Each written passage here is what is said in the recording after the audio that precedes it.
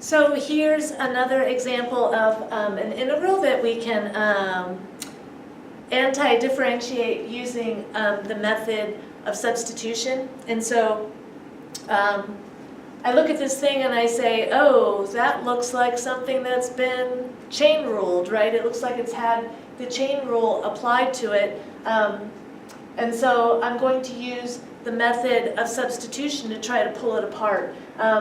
So I'm going to make u equal to x squared.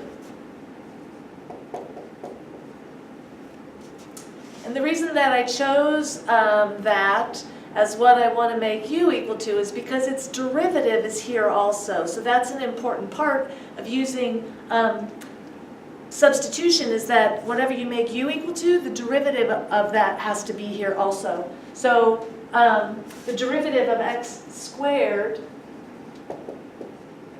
is 2x, right? And except for the 2, I've got the 2x right here. And so I need a 2. And so I'll just put 1 in there. And by multiplying someplace else by 1/2, I don't change the value of the integral. But now I'm able to swap out all the x's and bring in an expression that just has u's in it. So when I do that, let's see, this 2x together with this dx, those two things make up du, right? So here's the 1/2, this 1/2, the integral of, this part right here is u, right? So I just have e to the u du. And so all of the x's are gone, the x's and the dx, and now I have replaced everything so that I have just an expression with u's and du's, and so now I can integrate, and the antiderivative of e to the u is our favorite thing, e to the u, right? It's easy, easy.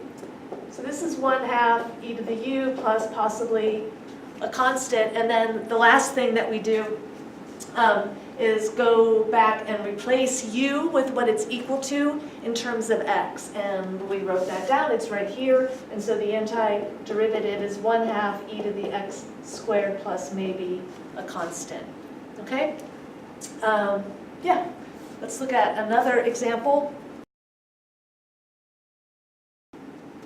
1 over 4t plus 2, and so I'm wondering, how am I going to use substitution on this problem?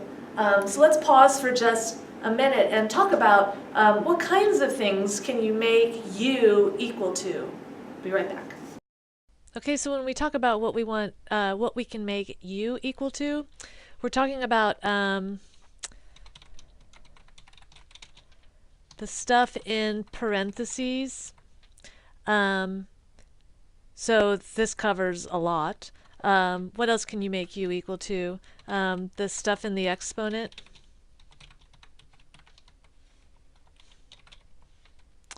You can make u equal to the stuff under the radical. You can make u equal to the stuff in the denominator.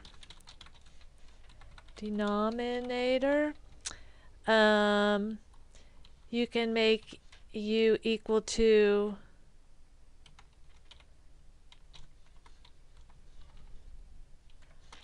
whatever you're taking the sine of or the log of. But that's kind of covered by the first one, right? What to make u equal to? Anything you want. And here's the important part: as long as its derivative appears in the integrand also. And it can't just appear there, it has to appear there as a multiplying piece, because remember, that's how the chain rule works. Anything you want, as long as its derivative appears in the integrand also as a multiplying piece. This is called a factor, but it has to be multiplied. That's what you make u equal to. Okay, so one of the things on the list is to try to make u equal to the expression in the denominator. So let's try that.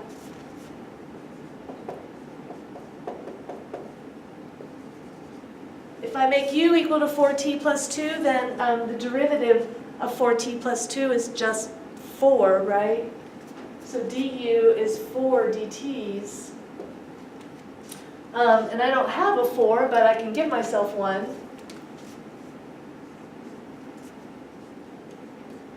As long as I take care of it someplace else. And so now I'm ready to swap out the t's and bring in the u's. So this will give us 1/4 the antiderivative of 1 over u du. And what would we have had to have taken the derivative of to have ended up with 1 over u? Log of u. So 1/4 times the log of u. And then the last thing to do is just to take out the u and replace it with what it's equal to in terms of t, and that's right here. So 1/4 the log of 4t plus 2 plus maybe a constant. That's the antiderivative. How do I check to make sure that I got the right answer here? I take the derivative of this thing, and that should give back the original integrand.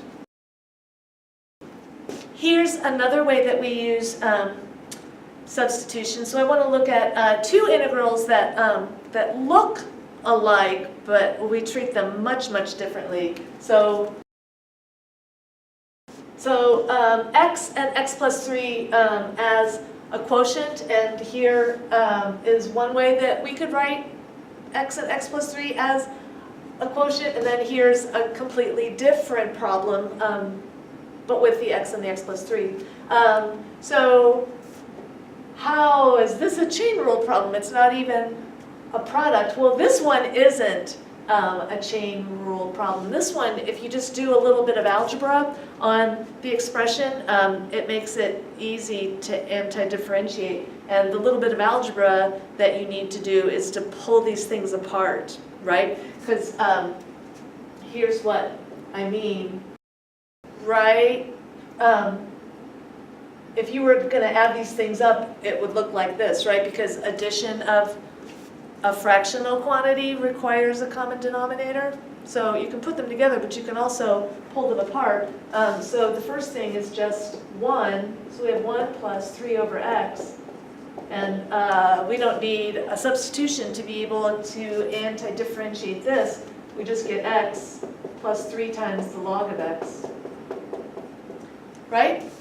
So that one's pretty easy. So what happens if you pile up the x and the x plus 3 in the opposite order? Well, you can't pull these apart now, right? Because the denominator is x plus 3, and you can't pull it apart and call this x over x plus x over 3. Those are not equal.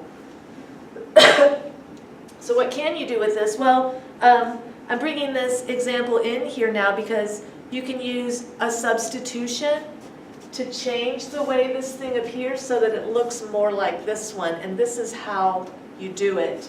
If you make u, so the thing on the top is a monomial because there's one term, and the thing on the bottom is called a binomial because there are two terms.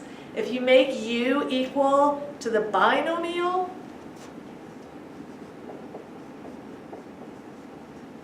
so if u is equal to x plus 3, then du and dx are equal to each other, right? Because the derivative of x plus 3 with respect to x, that's just equal to 1. So these two things are equal to each other. So I can get rid of this, and I can get rid of the dx. So x plus 3 can be replaced by u, dx can be replaced by du, and now I just need to get rid of the x. I just need to get rid of the x and replace x with an expression that's got a u in it. So I need a relationship between u and x. Oh, look, I have a relationship between u and x. It's right here, right? U is equal to x plus 3. What's x equal to?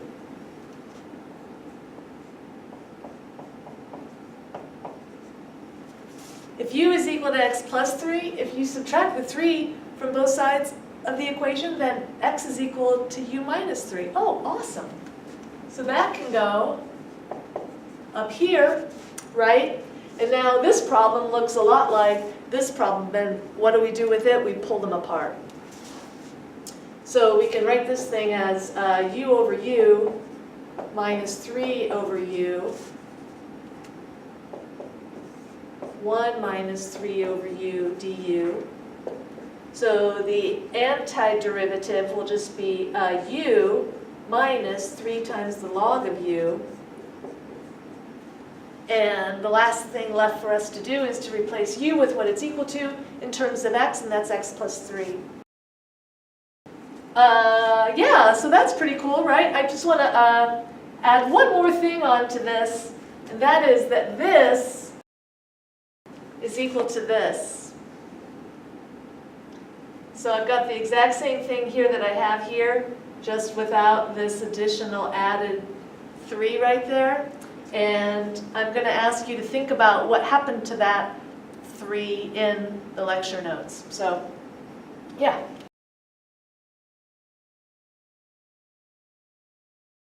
So the last example that I'd like to look at is an example of the definite integral with a substitution. So let's do something like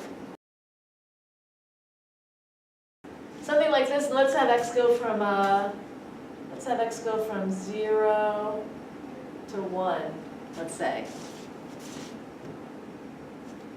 Yeah, let's have x go from 0 to 1. Okay, so this is a substitution problem unless you want to take x cubed plus 1 and take it to the 8th power and write all of that out and then multiply everything by an x squared. I don't want to do that. So I'm going to do a substitution here. So I'm going to make u equal to, just like we saw in the list, I'm going to make u equal to the expression inside the parentheses. It's a good thing to try to make u equal to, and in this particular case, the derivative of what's in here is sitting right out there like a big fat duck. So let's do that. So u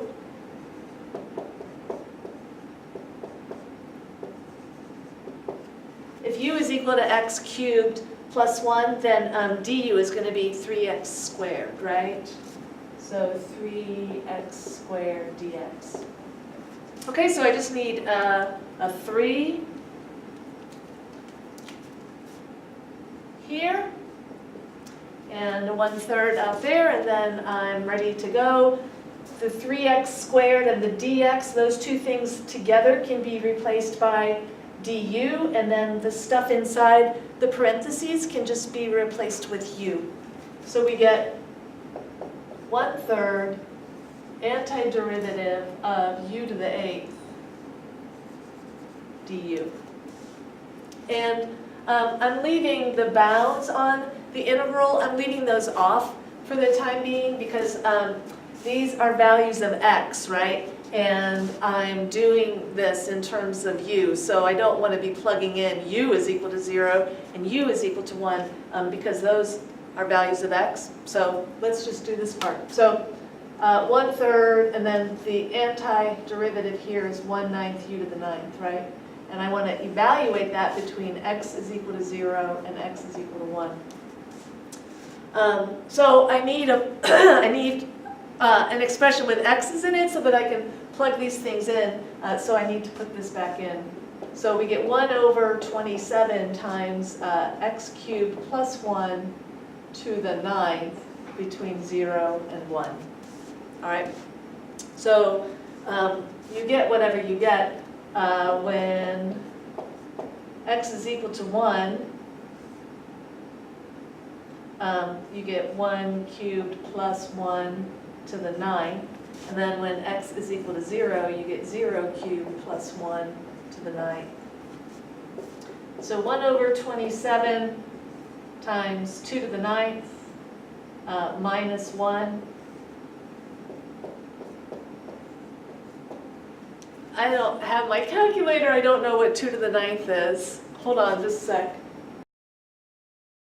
512, so 512 minus 1, so this is 511 over 27. An example of a definite integral with u substitution.